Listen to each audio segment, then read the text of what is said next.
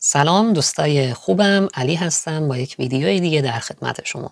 اگر که شما هم در آلمان زندگی میکنید حتما از شرکت بیمه خدمات درمانی خودتون یک نامه ای رو دریافت کردید تحت عنوان EPA که مخفف الکترونیشه پاتسینتن اکت هست، یعنی پرونده الکترونیکی بیمار. و به شما گفته شده که از اول سال 2025 این پرونده برای همه تشکیل میشه و اگر که شما این رو نمیخواید باید به شرکت بیمه‌تون اعلام بکنید و یک ویدایشپروخ در حقیقت علیه این تصمیم شما به شرکت بیمه اعلام کنید. من تصمیم دارم که در این ویدیو به برخی از سوالات در رابطه با این پرونده دیجیتالی بیمار پاسخ بدم، از جمله اینکه اساساً این چی هست و چه فوایدی برای ما میتونه داشته باشه و آیا بهتر هست که ما این رو داشته باشیم و یا اینکه ویدایشپروخ رو به شرکت بیمه بدیم و بگیم که ما این رو نمیخوایم و اگر که بخوایم بهشون بگیم که ما این رو نمیخوایم باید به چه شکلی این رو انجام بدیم و اگر که بخوایم ازش استفاده بکنیم به چه شکلی باید از این پرونده دیجیتالی بیمار استفاده کنیم و چجوری بهش دسترسی داشته باشیم. حالا قبل از اینکه وارد پاسخ به این سوالات بشیم یه نکته کوچیک رو خدمتتون عرض بکنم. اگر که شما در بانک اشپارکاسه حساب دارید و یا بانک های دیگه ای که دارید کارمزد ماهانه بابت حسابتون پرداخت میکنید،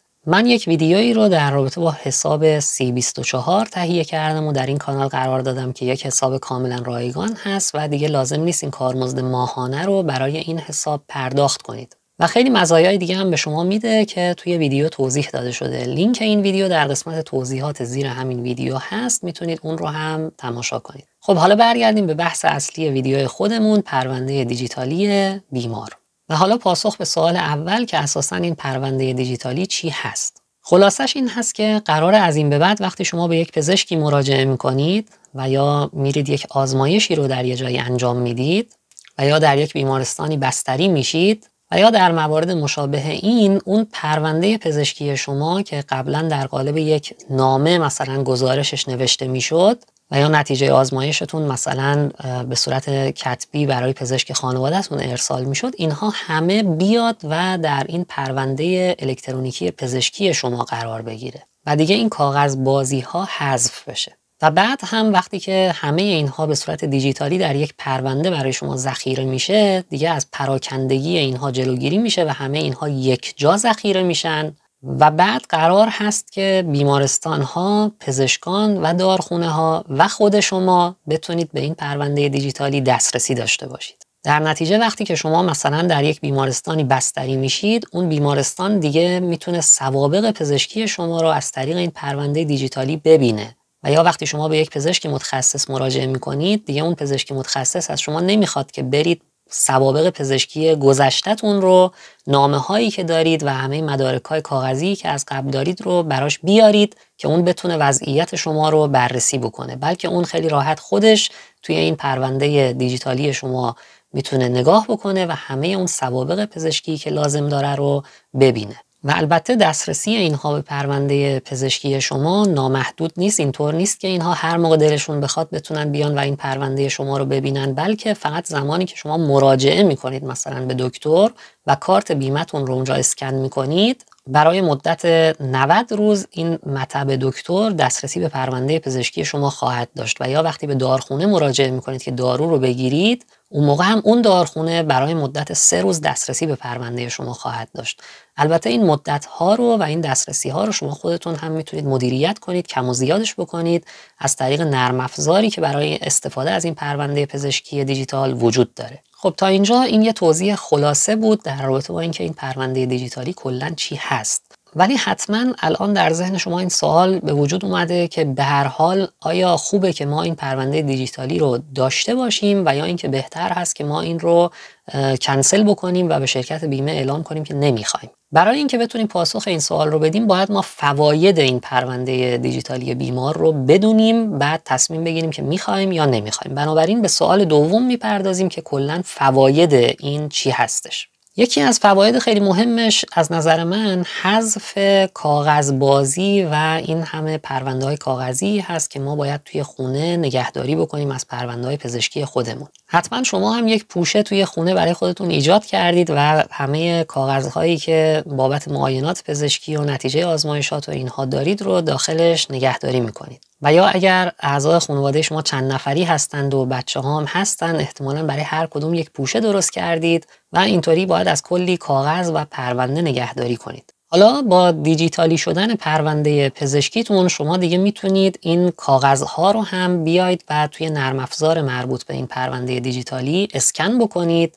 و اینها برای همیشه مادام العمر توی این پرونده دیجیتالی شما قرار میگیرن و دیگه لازم نیست که این همه کاغذ رو نگهداری کنید. و از این به بعد هم وقتی که شما به پزشک مراجعه میکنید دیگه همه اونها تو پرونده دیجیتالیتون ذخیره میشه و از این به بعد هم لازم نیست که دیگه نامه‌ای به شما داده بشه و شما مجبور باشید این نامه ها رو از این به بعد نگهداری کنید. فایده دوم هم که احتمالاً تا الان حدس زدید این هست که شما وقتی به یک پزشکی مراجعه میکنید، خصوصاً پزشکای متخصص، اون وقت اونها از شما میخوان که شما سوابق پزشکیتون رو بهشون ارائه بدید. و شما لازم هست که کلی اون کاغذها و سوابق پزشکی که تو خونه دارید رو بردارید و با خودتون ببرید پیش اون پزشک متخصص که بتونید بهش ارائه بدید. و خیلی وقتا اون روزی که با اون پزشک قرار دارید ممکنه یادتون رفته باشه این کاغذها رو ببرید و یا برخی از اونها رو یادتون رفته باشه و توی خونه مونده باشه.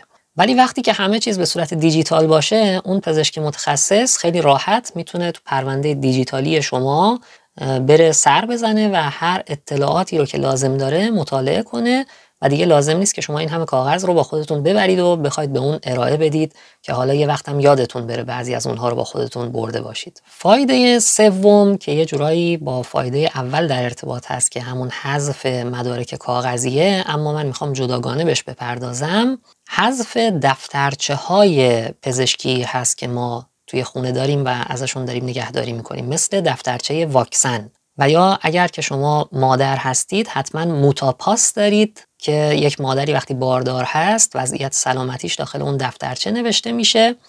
و یا اگر فرزند دارید، اون فرزندتون هم یک دفترچه‌ای داره که داخلش همه اون معایناتی که به صورت دوره‌ای برای فرزندتون باید انجام بشه داخلش نوشته میشه. و یک دفترچه دیگه هم دفترچه بونوس هفت مربوط به دندون هست. این دفترچه ها دیگه میتونن از این به بعد حذف بشن و شما میتونید از دکترتون بخواید که این دفترچه ها رو به صورت دیجیتالی در پرونده الکترونیکی شما ذخیره بکنه و از این به بعد دیگه شما اینها رو به صورت دیجیتالی در پروندهتون دارید. فایده بعدیش این هست که در مواقعی که ما هوشیاری نداریم و نمیتونیم خودمون در رابطه با وضعیت پزشکی خودمون صحبت بکنیم، وجود این پرونده دیجیتال میتونه به ما خیلی کمک بکنه و گاهی اوقات شاید حتی جون ما رو نجات بده. مثلا فرض بکنید که یک تصادفی اتفاق افتاده و ما توی اون تصادف بیهوش شدیم و ما رو میبرن بیمارستان. در اون لحظه ما بیهوش هستیم و نمیتونیم خودمون توضیح بدیم که ما مثلا به چه داروهای حساسیت داریم و یا یک سری اطلاعات مهم پزشکی که باید پزشکان اون بیمارستان در رابطه با ما بدونن تا بتونن تصمیم بگیرن بعضی کارها رو برای ما انجام بدن یا ندن.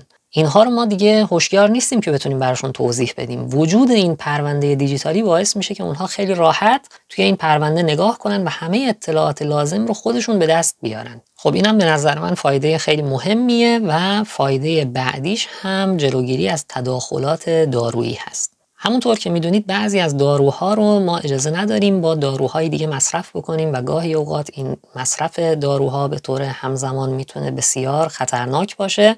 وجود پرونده دیجیتالی بیمار کمک میکنه که این تداخلات دارویی به وجود نیاد. چطوری؟ خب اون پزشکی که میخواد برای شما دارو رو بنویسه اون پرونده دیجیتالی شما رو بهش دسترسی داره و مطالعه میکنه و اونجا میبینه در یک بخشی که دقیقاً داروهایی که قبلا برای شما تجویز شده و شما استفاده میکنید چیا هستن. حالا اگر این پزشک هم خطا بکنه و یک دارویی رو برای شما بنویسه که با داروهای قبلی شما تداخل داره، باز هم وقتی که شما به داروخونه مراجعه میکنید و میخواید این دارو رو بگیرید، اون داروخونه هم به پرونده پزشکی شما میتونه دسترسی داشته باشه و اون هم اونجا چک میکنه ببینه که این داروی الان که دارید میگیرید با داروهای قبلی تداخل نداشته باشن.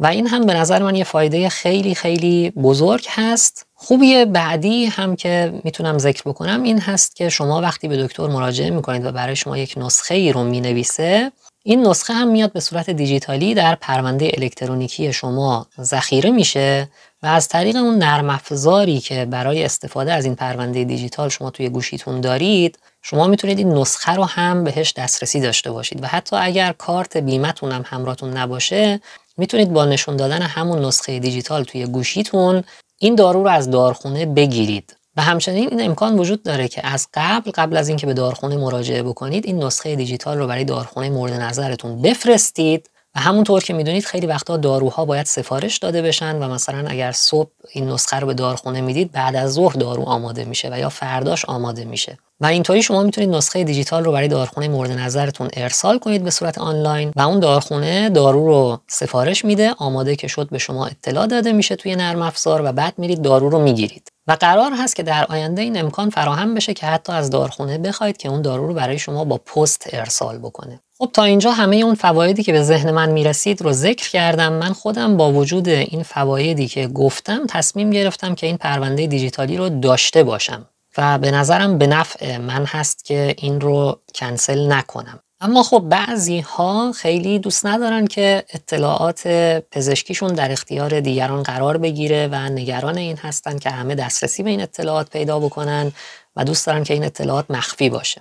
اما به نظر من این هم خیلی نگرانی بجایی نیست، به خاطر اینکه دسترسی بیمارستان‌ها یا دکتر و یا داروخونه به پرونده پزشکی شما فقط زمانی هست که بهشون مراجعه می‌کنید و بعد هم خود شما اختیار کامل دارید در رابطه با اینکه کدوم یک از اطلاعات پزشکیتون در دسترس قرار بگیره و کدومش در دسترس قرار نگیره.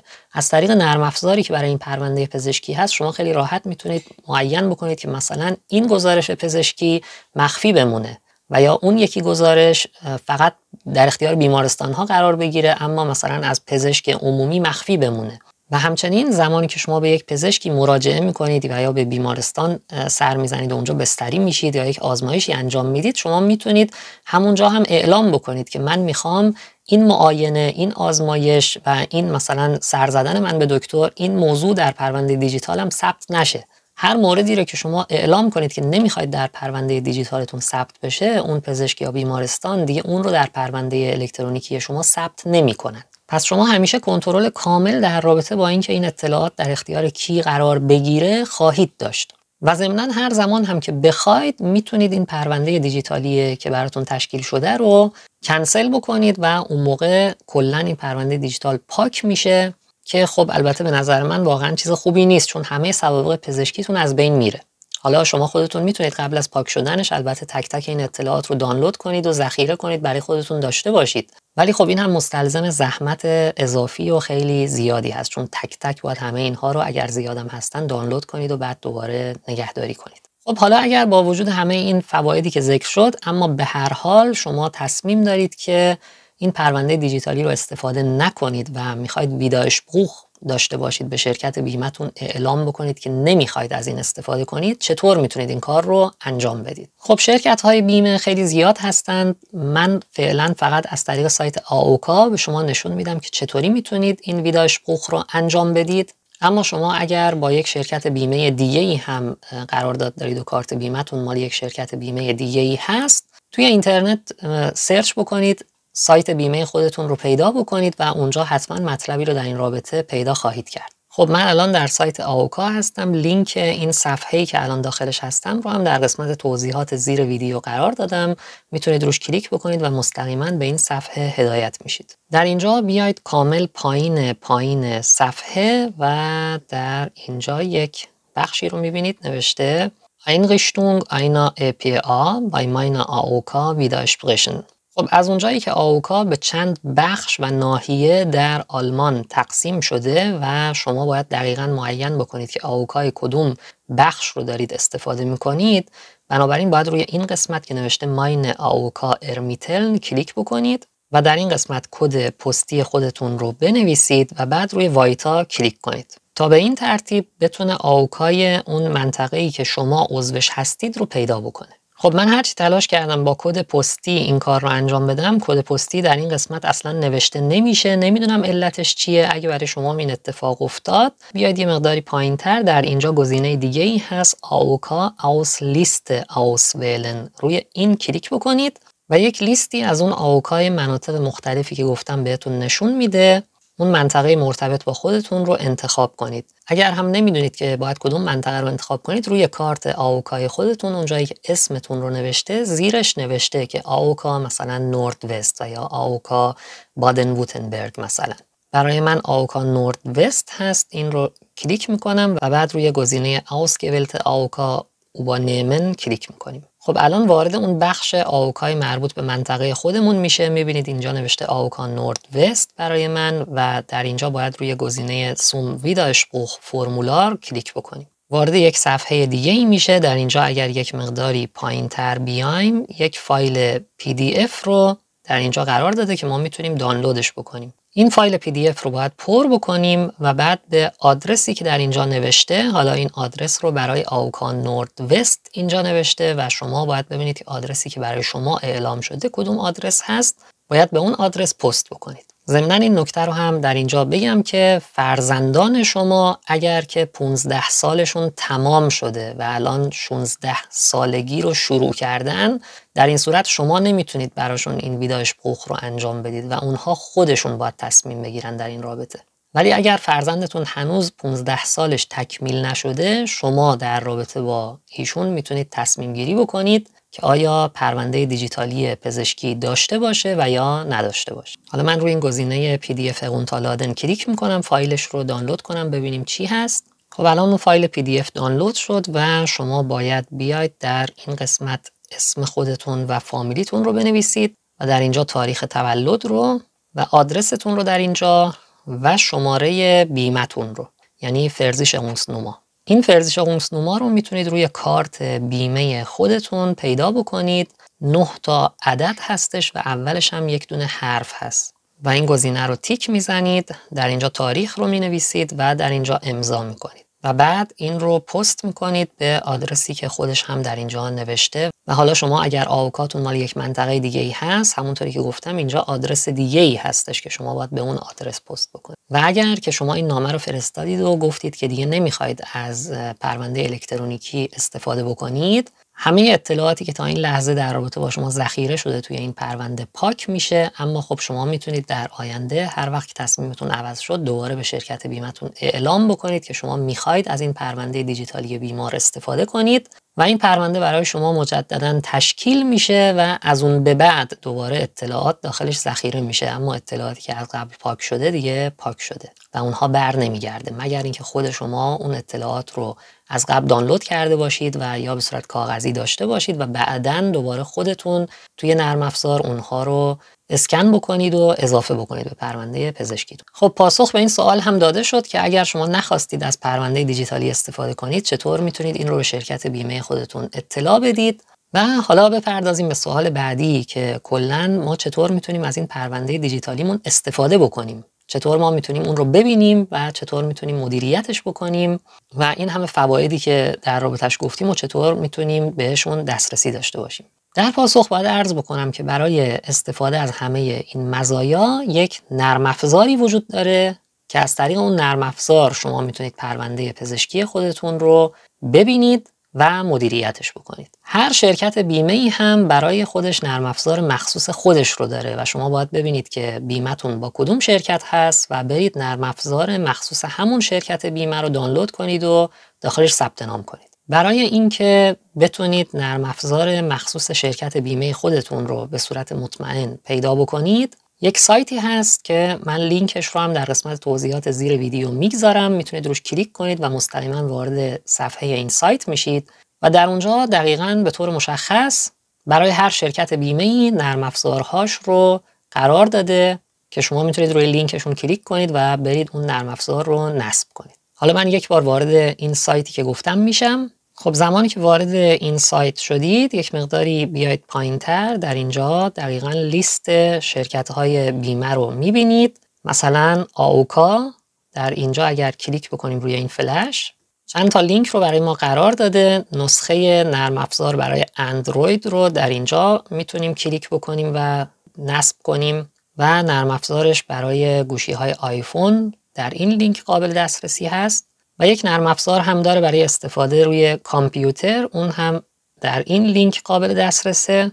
و اگر که کامپیوترتون مکبوک هست اون هم باید از طریق این لینک نرم افزارش رو نصب کنید. حالا برای شرکت‌های مختلف بیمه در اینجا هست. مثلا شاید بعضی از شماها بیمه تشنیکا رو داشته باشید که بهش تیکا هم گفته میشه. اون وقت باید بیاید اینجا کلیک بکنید و نرم افزار مربوطه رو اینجا پیدا کنید و نصب کنید.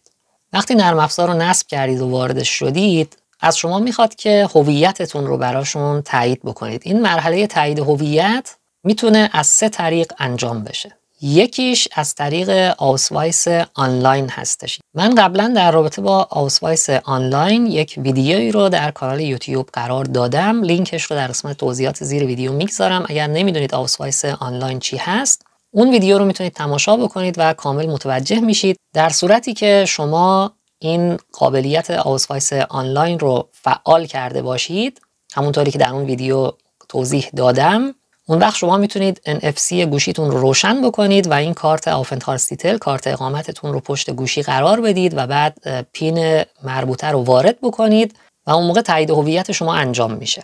راه حل دوم برای تایید هویت استفاده از همین کارت بیمه‌ای هست که دارید. این کارت بیمه هم اگر NFC گوشی روشن باشه و پشت گوشیتون قرارش بدید، میتونه تایید هویت شما رو انجام بده، اما نیازمند به یک پین هست. اون پین کارت بیمه‌تون رو شما باید با مراجعه حضوری به شرکت بیمه دریافت بکنید. و راه حل سومش هم استفاده از پست ایدنت هست. توی نرم افزار تو مراحلی که میخواد تایید هویت رو انجام بدید، میتونید گزینه پست ایدنت رو انتخاب کنید و بعد یک بارکدی رو ایجاد میکنه. اون بارکد رو شما میتونید با آوسوایستون به یکی از شعبات پست مراجعه بکنید و اون بارکد رو اسکن میکنن و بعد آوسوایس شما رو هم میبینن و اینجوری تایید هویت شما انجام میشه و بعداً میتونید بقیه مراحل نصب نرم افزار و استفاده ازش رو دنبال بکنید. البته این نکته رو بگم که از طریق پست ایدنت اگه بخواید تایید هویت رو انجام بدید،